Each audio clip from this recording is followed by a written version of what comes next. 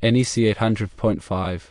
8.2 exempts utility lines from NEC requirements when they are located outside of buildings or structures and are 1. On utility poles, 2. In underground conduits or vaults, 3. On messenger or support wires attached to poles or towers.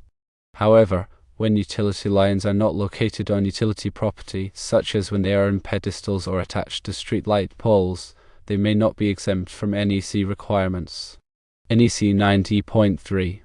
C requires that all electrical equipment and installations be maintained in a safe condition and in accordance with the NEC and other applicable standards. This includes utility lines that are not located on utility property. Regarding temporary installations, NEC 90.3.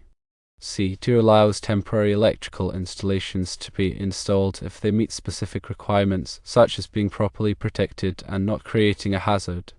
Utility lines that are installed for long-term use should meet the same requirements as any other electrical installation. This includes complying with the NEC and other applicable standards.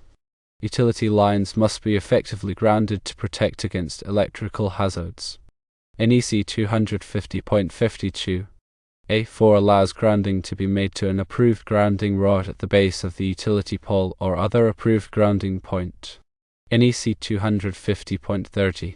A5 permits a metallic enclosure or raceway of electrical equipment to be used as the grounding electrode if it is effectively grounded.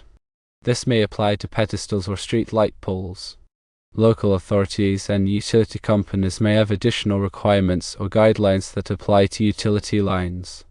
It is recommended to consult with the local utility company and electrical inspector for specific requirements and guidance.